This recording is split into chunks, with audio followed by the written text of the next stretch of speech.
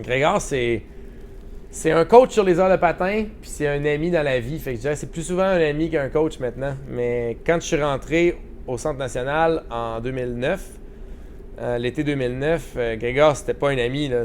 J'avais peur de lui. À mes yeux, c'était un tyran, là. C'était un dictateur. Avec un prénom comme ça. Exact, en plus. Mais je le connaissais déjà. C'était un ami de mes parents, là, mais je veux dire, c'était pas un ami de mes parents, mettons, qui venait souper à toutes les semaines. Là. On le voyait une fois ou deux par année dans un contexte familial. Fait que je le voyais pas souvent. Il est archi intense. J'avais peur de lui. J'étais terrifié.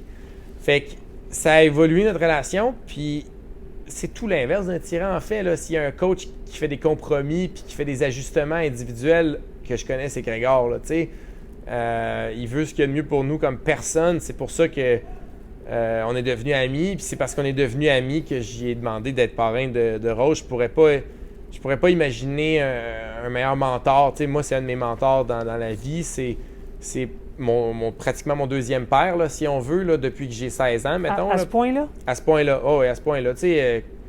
On passe tellement de temps ensemble, on est sur la route ensemble, on vise des objectifs ensemble, on vit des succès, des déceptions ensemble.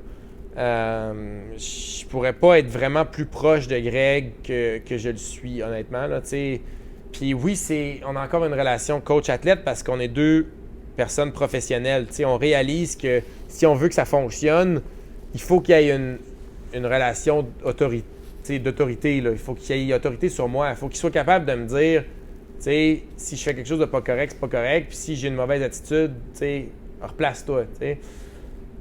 Mais en dehors des moments où il y a cette autorité-là, on se parle en égal, puis on se parle en ami. Je pense à le dernier teammate que j'ai eu qui a pris sa retraite, c'est Alexandre Saint-Jean. Il a pris sa retraite pendant l'été de la COVID. Il a fait les mondiaux à Salt Lake. Oui. Il s'est entraîné comme un bon 3-4 mois avec nous l'été. Puis là, il a comme fait « Ouais, ça me tente plus. » Puis je me souviens, Grégor, quand on en a reparlé, il a dit « Tant mieux pour lui. Ça ne tentait plus. Il va être plus heureux. » Puis il n'y a pas bien de coach qui aurait ce point de vue-là. On n'a pas 50 athlètes internationaux à Québec. Là, je veux dire, pas encore. Un jour, on va devenir une usine à médailles, j'espère, là, ou une usine à patineurs d'équipe nationale. Mais au final, Alex Saint-Jean, c'était un des 3-4 meilleurs patineurs qu'on avait. Là, on parle d'un gars qui a fini 12 aux Olympiques. Je ne veux pas y enlever de résultats, là, mais les médaillés internationaux, il y a une médaille aux 500 Coupe du Monde. On n'en a pas 50. Là. Puis Grégor, son coach, était content pour lui quand il a arrêté. Ouais. Moi, ça veut tout dire à mes yeux. C'est comme Alex a jugé que c'est ça qui rendrait heureux, ça serait de passer à autre chose. Grégor l'a appuyé à 100%. Il n'a pas essayé de le convaincre de rester. Il était même pas déçu de le perdre. Il voyait pas comme s'il le perdait. Il voyait comme si son athlète, pour qui il voulait le mieux, allait être plus heureux, il était content. Puis, honnêtement, je suis pas sûr que je connais un autre coach qui a cette approche-là. Puis, je pense que c'est dommage parce qu'au final, les coachs sont tellement importants pour les athlètes. Ils développent tellement des liens importants. Les athlètes font confiance aux coachs, là, aveuglément parfois. Puis il y a beaucoup trop de coachs qui traitent leurs athlètes comme des numéros. Grégor, c'est tout l'inverse. Puis c'est pour ça que je l'aime beaucoup. Puis tu sais, mettons, un autre coach, là, même là, Alex, là, il aurait pris sa retraite 4 ans avant. Parce que quand il est rentré en dentisterie, là, ça prenait un coach ouvert d'esprit pour l'accommoder. Là, je veux dire, on parle de Alex, il faisait 6 cours par session en dentisterie pendant qu'il faisait des Coupes du Monde. Là. Il y a beaucoup de coachs qui auraient juste dit ça se fera pas, c'est impossible. Je veux dire, t'es pas là à l'entraînement à l'heure, tu reprends ça le soir par toi-même, t'entraînes entre 2 cours, tu te lèves à 5 h le matin puis ton cours pour t'étudier avant ton cours à 8, t'arrives au training, t'es cassé. Impossible. Plusieurs, même Alex, c'est pas pour rien qu'il est venu en longue piste. En courte piste, là, il aurait dit non. Il aurait complètement dit non en courte piste. Là. C'est une culture différente. La même Fédé, c'est une culture différente.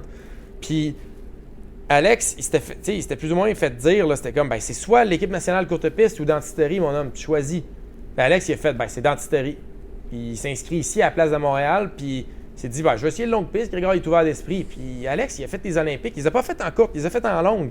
Il n'aurait pas fait les Jeux, il n'aurait pas eu de carrière en longue piste si Grégor avait dit non comme il s'était fait dire non en courte. Ça prend quelqu'un d'ouvert d'esprit, mais tu vas chercher le meilleur de tes athlètes quand des athlètes ont confiance en toi. Quand les athlètes, ils veulent travailler avec toi. Quand tes athlètes sont investis, mais ils sentent que le coach a confiance en eux puis il veut ce qu'il y a de mieux pour eux. Tu ne vas pas chercher le meilleur de tes athlètes dans un contexte militaire, là, dans un contexte que tu fermes ta gueule, tu fais ce que tu fais ce que je te dis de faire. C'est pas comme ça que les athlètes répondent le mieux, là. En tout cas, pas les athlètes que je connais, pas dans mon expérience à moi. Puis Grégor l'a compris, ça. Il sait que, oui, c'est sûr que théoriquement, Alex, ça nuisait l'école. Mais, tu sais, Alex, sa meilleure année, il l'a eu en 2015-16. Il a fini 6e aux mondiaux, il était à l'école à temps plein. L'année des Jeux, il a fini 12e aux Jeux, puis il avait pris une année sabbatique. Il n'était pas meilleur quand il n'y avait pas d'école.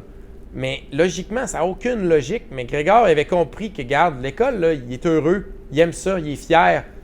Il est investi au patin doublement plus parce que il arrive de l'école puis il a envie de travailler. Il s'est rendu un jeu, c'est plus un travail, c'est rendu un jeu de patiner, c'est rendu le fun pour lui. C'est comme son moment de pause mentale. Il y a un meilleur équilibre.